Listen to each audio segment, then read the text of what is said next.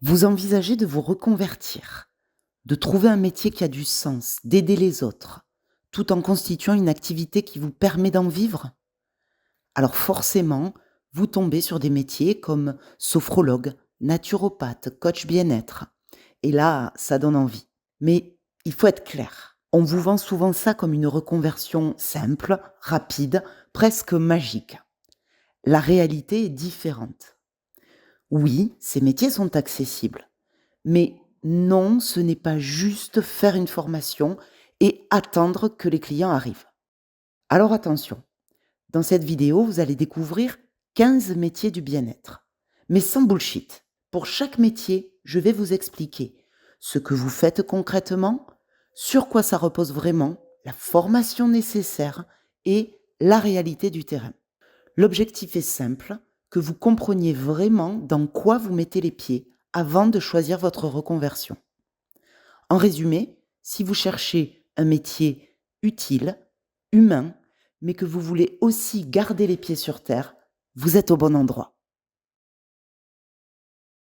La sophrologie, c'est probablement l'un des métiers du bien-être les plus connus aujourd'hui. Mais concrètement, ça repose sur quoi? La sophrologie, en gros, c'est une méthode qui mélange respiration, relaxation et visualisation mentale. L'objectif, aider une personne à mieux gérer son stress, ses émotions et à retrouver un certain équilibre au quotidien. Mais il faut être clair, ce n'est pas juste respirer et se détendre. La sophrologie s'inspire de plusieurs approches. La relaxation occidentale, mais aussi des techniques venues du yoga ou de la méditation. Concrètement, en séance, vous guidez la personne avec votre voix. Vous lui proposez des exercices simples, respiration contrôlée, relâchement du corps, visualisation d'images positives. Là où ça devient intéressant, c'est que vous ne soignez pas, vous accompagnez. Stress, sommeil, confiance en soi, préparation mentale, vous travaillez surtout sur le ressenti et l'expérience de la personne. Et c'est important de le préciser, la sophrologie ne remplace jamais un suivi médical ou psychologique. C'est un outil complémentaire. Côté reconversion, c'est un métier qui attire beaucoup. Pourquoi? Parce qu'il est relativement accessible. Les formations durent en général entre 6 mois et 2 ans, souvent en école privée, avec de la théorie, mais surtout beaucoup de pratique. Mais attention, toutes les formations ne se valent pas. Il n'existe pas de diplôme d'État. Donc, la qualité dépend énormément de l'école que vous choisissez. Et sur le terrain, le vrai défi, ce n'est pas la technique, c'est de trouver des clients. Parce que vous êtes souvent indépendant, vous devez vous faire connaître, créer une relation de confiance et développer votre activité sur la durée. En résumé, la sophrologie, c'est un métier accessible, mais qui demande du temps, de la pratique et une vraie capacité à accompagner les autres. Le naturopathe, c'est souvent vu comme le médecin naturel. La naturopathie repose sur une idée simple, aider le corps à fonctionner au mieux naturellement. En gros, on ne cherche pas juste à soulager un symptôme, on essaie de comprendre pourquoi il est là. Concrètement, un naturopathe travaille sur plusieurs piliers: l'alimentation, le sommeil, le stress, l'activité physique. Il peut aussi utiliser des outils naturels, plantes, huiles essentielles, compléments. Mais il faut être clair, un naturopathe ne fait pas de diagnostic médical et ne remplace jamais un médecin. Côté reconversion, c'est un métier très attractif, mais aussi très exigeant. Les formations peuvent durer de 1 à 3 ans, avec beaucoup de théorie, nutrition, physiologie, hygiène de vie. Et là aussi, il n'existe pas de diplôme d'État. Donc, il faut être très vigilant sur la qualité de la formation. Et sur le terrain, le vrai défi, c'est la crédibilité. Parce que vous touchez à la santé, même indirectement. Vous devez être rigoureux, prudent et surtout savoir rester à votre place. En résumé, la naturopathie, c'est une approche globale du bien-être, accessible en reconversion, mais qui demande beaucoup de sérieux et de connaissances. La réflexologie, c'est un métier qui intrigue souvent, parce qu'ici, tout passe par les pieds, ou les mains. Le principe est assez simple à comprendre. Le corps serait cartographié dans certaines zones, les pieds, les mains, parfois le visage. Chaque zone correspondrait à un organe ou à une fonction. Et en stimulant ces points, vous chercheriez à agir à distance sur le corps.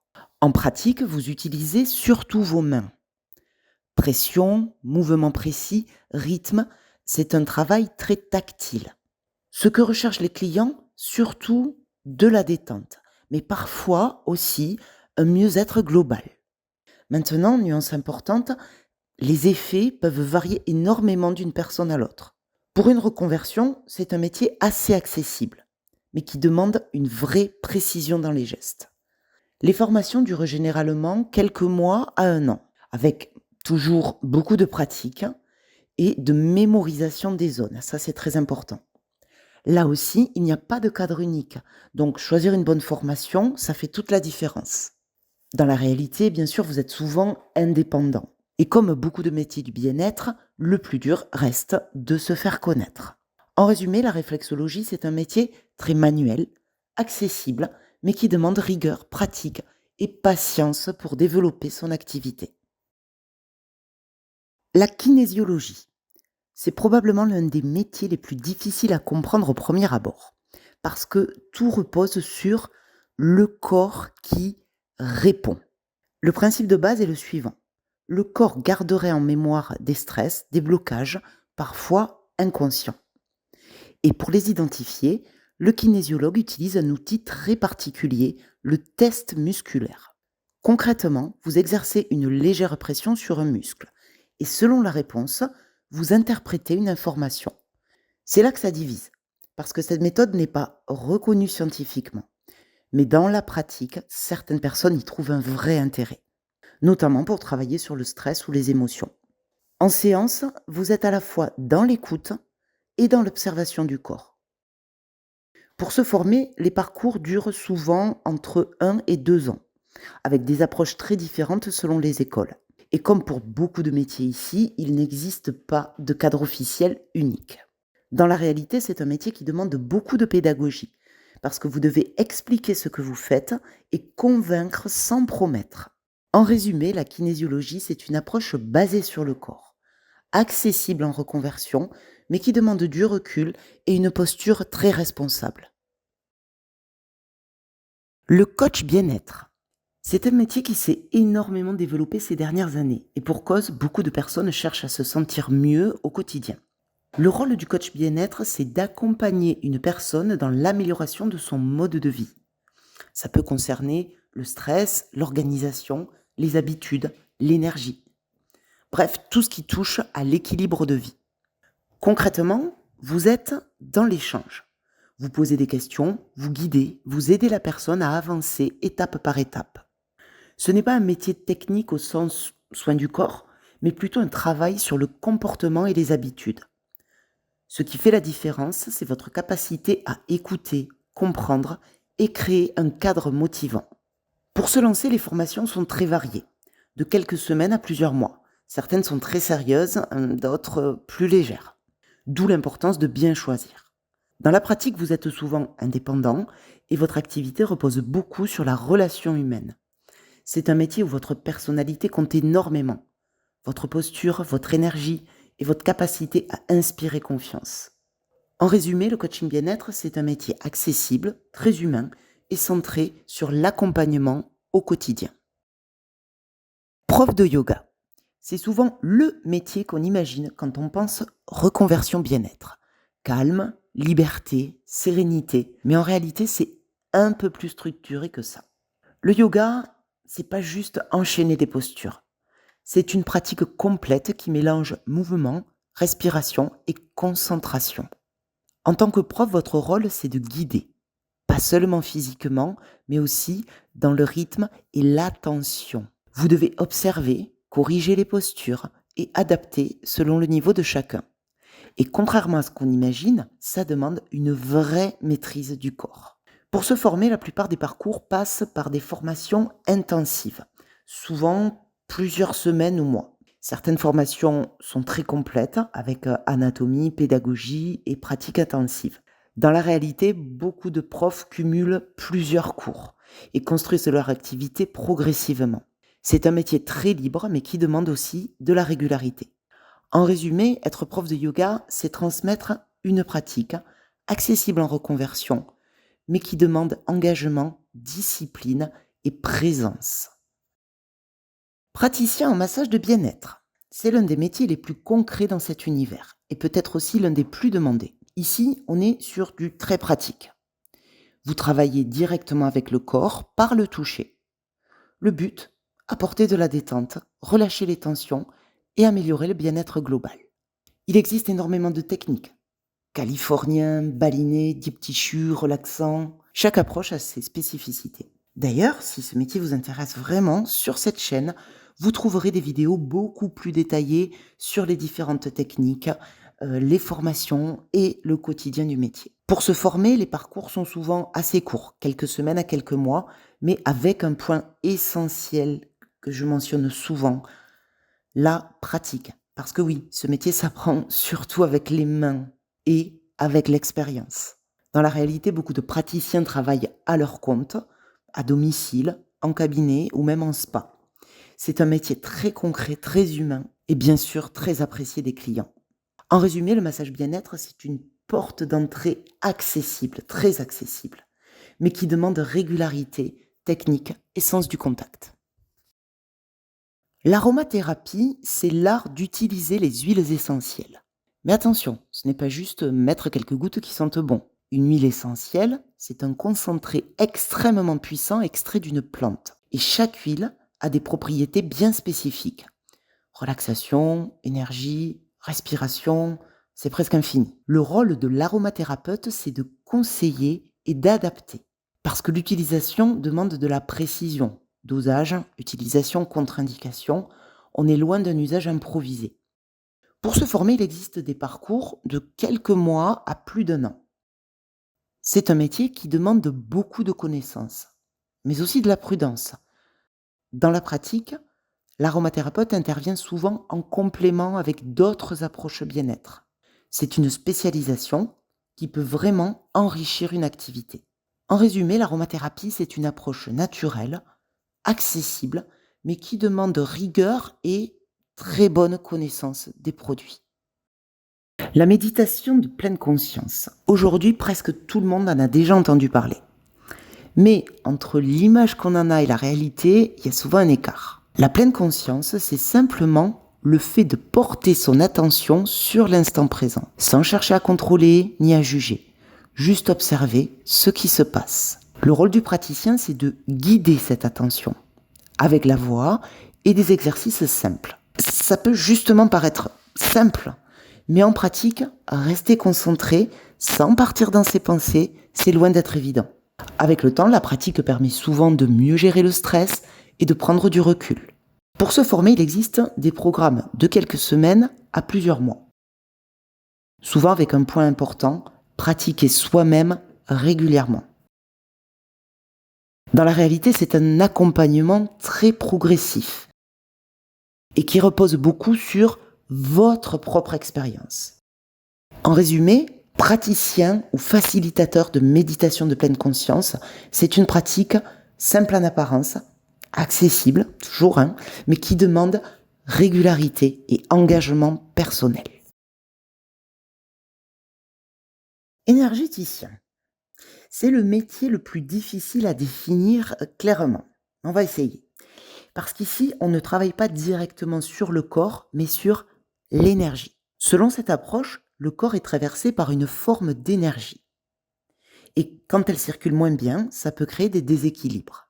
Le rôle de l'énergéticien est alors de rééquilibrer cette circulation. Concrètement, les techniques varient énormément.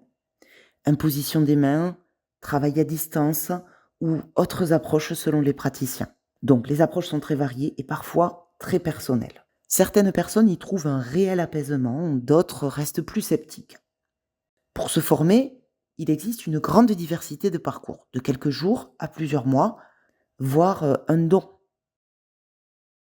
Dans la pratique, la relation de confiance est centrale.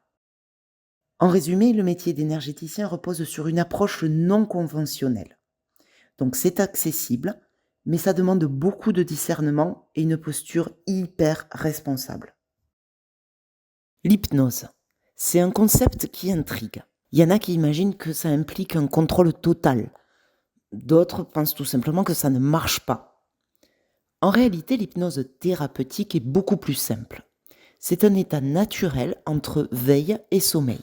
Un état que vous connaissez déjà, quand vous êtes absorbé dans un film par exemple ou perdu dans vos pensées. Le rôle de l'hypnothérapeute, c'est de guider cet état avec la voix et des suggestions. L'objectif est d'accéder à certaines ressources internes. Changer une habitude, gérer une émotion ou débloquer une situation. Chaque séance est différente et dépend beaucoup de la personne. Pour se former, les parcours durent souvent de plusieurs mois à 1 ou 2 ans, avec des bases en communication, en PNL et parfois en psychologie. Dans la pratique, la qualité de votre accompagnement repose énormément sur votre écoute. C'est un métier très humain et souvent très impactant pour les personnes accompagnées. En résumé, l'hypnothérapie, c'est accompagner le changement. C'est tout à fait accessible en reconversion, mais ça demande une formation solide, de la pratique et bien sûr une posture professionnelle. La sonothérapie, c'est une approche qui passe par le son, et plus précisément par les vibrations. Le principe est simple, certains sons peuvent influencer notre état physique et mental. Bois chantant, gong, diapason, chaque instrument crée une vibration différente. En séance, vous jouez ces sons autour ou directement près du corps. L'objectif, c'est de favoriser la détente et parfois une forme de lâcher-prise profond, voire des changements profonds aussi. Les ressentis peuvent être très différents selon les personnes. Pour se former, les parcours sont souvent courts, quelques jours à quelques semaines. Mais comme souvent, la pratique et l'expérience font la différence. Dans la réalité, c'est une pratique souvent utilisée en complément d'autres techniques. En résumé, la sonothérapie, c'est travailler avec les vibrations, parce que tout est vibration. C'est donc accessible, mais ça demande de la sensibilité et bien sûr, toujours, de la pratique. L'art-thérapie, c'est utiliser la créativité comme moyen d'expression. Pas pour faire du beau, mais pour exprimer ce qu'on ne dit pas toujours avec les mots. Le principe est simple, passer par une activité artistique pour explorer ses émotions. Peinture, dessin, musique, écriture, mandala, peu importe le support. Ce qui compte, c'est le processus. Le rôle de l'art-thérapeute, c'est pas d'interpréter à la place de la personne, mais d'accompagner, de créer un espace sécurisé. C'est un accompagnement très respectueux du rythme de chacun. On retrouve cette pratique dans des contextes très variés. Enfants, adultes, milieu éducatif ou thérapeutique. Pour se former, les parcours sont souvent un peu longs, avec des bases en psychologie et un accompagnement. C'est un métier qui demande à la fois sensibilité et cadre professionnel solide. Au quotidien, vous travaillez souvent en collaboration avec d'autres professionnels. En résumé, l'art-thérapie, c'est accompagné par la créativité. C'est un métier accessible, mais qui demande de la formation, bien sûr, et une posture adaptée. Praticien en drainage lymphatique. Alors, le drainage lymphatique, c'est une technique de massage bien spécifique, douce, mais aussi très ciblée. Le principe, c'est de stimuler la circulation de la lymphe, un liquide essentiel dans le fonctionnement du corps. Contrairement à d'autres massages, ici, les gestes sont très lents, très précis et peu appuyés. L'objectif, c'est de favoriser le drainage des liquides et d'apporter une sensation de légèreté. Et si vous voulez vraiment comprendre cette technique, sur cette chaîne, vous trouverez des vidéos complètes sur le drainage lymphatique, la méthode, le protocole complet. Pour se former, il faut déjà avoir quelques notions dans les métiers du toucher, comme le massage par exemple, mais la technique est assez simple. Quelques jours à quelques semaines suffisent pour se former. Mais ici, je le redis, la précision du geste est essentielle. Et dans la pratique, c'est une technique très recherchée par les clientes, mais qui demande de la rigueur et de la régularité. En résumé, le drainage lymphatique, c'est une technique précise. C'est très accessible en reconversion et les clientes sont faciles à trouver. Les fleurs de Bach, c'est une approche assez discrète, mais très présente dans le bien-être. Et pourtant, peu de gens savent vraiment de quoi il s'agit. Le principe, c'est d'utiliser des élixirs floraux pour accompagner les émotions. Stress, peur, manque de confiance, tristesse, chaque fleur est associée à un état émotionnel. Le rôle du conseiller, c'est d'écouter et de proposer un mélange adapté. C'est une approche bien sûr très douce, centrée sur le ressenti. Et les ressentis peuvent varier et dépendent beaucoup de la personne. Pour se former, les parcours sont souvent courts, quelques jours à quelques semaines. Mais comme souvent, la qualité dépend beaucoup de votre écoute. Dans la pratique, c'est souvent une approche complémentaire à d'autres activités. En résumé, praticien en fleurs de Bach, c'est une approche simple et accessible, mais qui repose surtout sur la relation que vous pourrez déjà avoir avec des clients de par une autre pratique. Si vous aimez mes vidéos et toutes les ressources que je mets à votre disposition, s'il vous plaît, n'oubliez pas de liker et de vous abonner.